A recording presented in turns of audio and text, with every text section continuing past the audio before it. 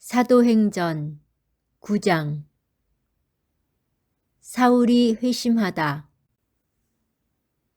사울은 여전히 주님의 제자들을 향하여 살기를 내뿜으며 대사제에게 가서 다마스쿠스에 있는 회당들에 보내는 서한을 청하였다. 새로운 길을 따르는 이들을 찾아내기만 하면 남자든 여자든 결박하여 예루살렘으로 끌고 오겠다는 것이었다. 사울이 길을 떠나 다마스쿠스에 가까이 이르렀을 때 갑자기 하늘에서 빛이 번쩍이며 그의 둘레를 비추었다. 그는 땅에 엎어졌다. 그리고 사울아, 사울아, 왜 나를 박해하느냐 하고 자기에게 말하는 소리를 들었다. 사울이 주님은 누구십니까? 하고 묻자 그분께서 대답하셨다. 나는 네가 박해하는 예수다. 이제 일어나 성 안으로 들어가거라. 네가 해야 할 일을 누가 일러줄 것이다. 사울과 동행하던 사람들은 소리는 들었지만 아무도 볼 수 없었으므로 멍하게 서 있었다. 사울은 땅에서 일어나 눈을 떴으나 아무것도 볼 수가 없었다. 그래서 사람들이 그의 손을 잡고 다마스쿠스로 데려갔다. 사울은 사흘 동안 앞을 보지 못하였는데 그동안 그는 먹지도 않고 마시지도 않았다. 다마스쿠스에 하나니아스라는 제자가 있었다. 주님께서 환시 중에 하나니아스야 하고 그를 부르셨다.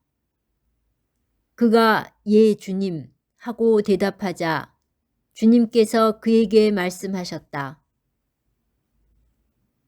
일어나 곧은 길이라는 거리로 가서 유다의 집에 있는 사울이라는 타르수스 사람을 찾아라. 지금 사울은 기도하고 있는데 그는 환시 중에 하나니아스라는 사람이 들어와 자기에게 안수하여 다시 볼 수 있게 해주는 것을 보았다. 하나니아스가 대답하였다. 주님, 그 사람이 예루살렘에서 주님의 성도들에게 얼마나 못된 짓을 하였는지 제가 많은 이들에게서 들었습니다.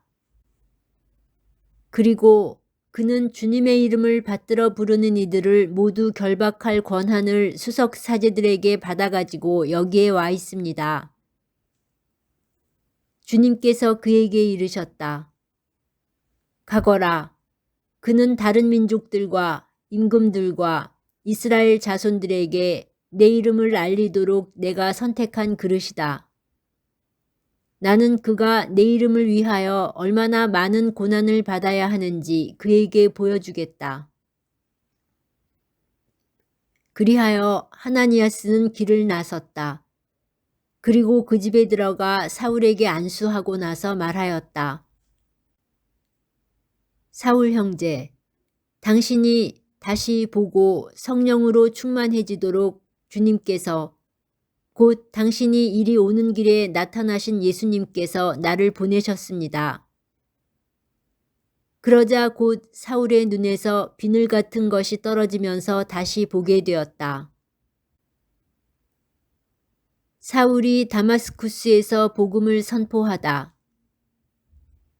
그는 일어나 세례를 받은 다음 음식을 먹고 기운을 차렸다. 사울은 며칠 동안 다마스쿠스에 있는 제자들과 함께 지낸 뒤 곧바로 여러 회당에서 예수님은 하느님의 아드님이시라고 선포하였다. 그 말을 들은 자들은 모두 놀라며 저 사람은 예루살렘에서 예수의 이름을 받들어 부르는 자들을 짓밟은 자가 아닌가. 또 바로 그런 자들을 결박하여 수석 사제들에게 끌어가려고 여기에 온 것이 아닌가 하고 말하였다. 그러나 사울은 더욱 힘차게 예수님께서 메시아이심을 증명하여 다마스쿠스에 사는 유다인들을 당혹하게 만들었다. 사울이 피신하다. 그렇게 꽤 긴 기간이 지나자 유다인들은 사울을 없애버리기로 공모하였는데 그들의 음모가 사울에게도 알려졌다. 그들은 사울을 없애버리려고 밤낮으로 성문들을 지켜보고 있었다. 그래서 그의 제자들이 밤에 그를 데려다가 바구니에 실어 성벽에 난 구멍으로 내려보냈다. 사울이 예루살렘으로 가다. 사울은 예루살렘에 이르러 제자들과 어울리려고 하였지만 모두 그를 두려워하였다. 그가 제자라는 것을 믿을 수가 없었던 것이다. 그러나 바르나바는 사울을 받아들여 사도들에게 데려가서 어떻게 그가 길에서 주님을 뵙게 되었고 주님께서 그에게 말씀하셨는지, 또 어떻게 그가 다마스쿠스에서 예수님의 이름으로 담대히 설교하였는지 그들에게 이야기해 주었다. 그리하여 사울은 사도들과 함께 예루살렘을 드나들며 주님의 이름으로 담대히 설교하였다. 그리고 그리스계 유다인들과 이야기도 하고 토론도 하였다.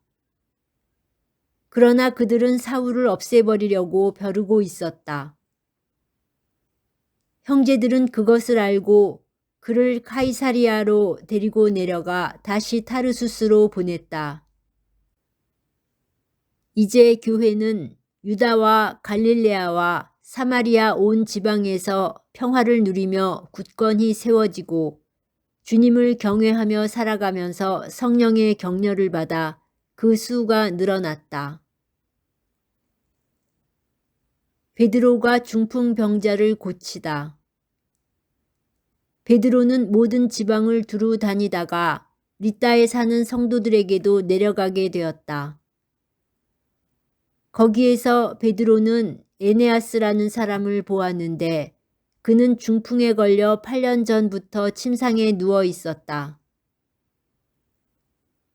베드로가 그에게 말하였다. 에네아스, 예수 그리스도께서 당신을 고쳐주십니다. 일어나 침상을 정돈하십시오. 그러자 곧 에네아스가 일어났다. 리따와 사론의 모든 주민이 그를 보고 주님께 돌아섰다. 베드로가 도르카스를 다시 살리다. 야포에 타비타라는 여제자가 있었다. 이 이름은 그리스 말로 번역하면 도르카스라고 한다. 그는 선행과 자선을 많이 한 사람이었는데 그 무렵에 병이 들어 죽었다. 그래서 사람들이 그의 시신을 씻어 옥상 방에 눕혀 놓았다. 리따는 야포에서 가까운 곳이므로 제자들은 베드로가 리따에 있다는 말을 듣고 그에게 사람 둘을 보내어 지체하지 말고 저희에게 건너와 주십시오 하고 청하였다. 그래서 베드로가 일어나 그들과 함께 갔다. 베드로가 도착하자 사람들이 그를 옥상 방으로 데리고 올라갔다. 그러자 과부들이 모두 베드로에게 다가가 울면서 도르카스가 자기들과 함께 있을 때에 지어준 속옷과 겉옷을 보여주었다. 베드로는 그들을 모두 밖으로 내보내고 나서 무릎을 꿇고 기도를 드린 다음 시신 쪽으로 돌아서서 타비타, 일어나시오 하고 말하였다.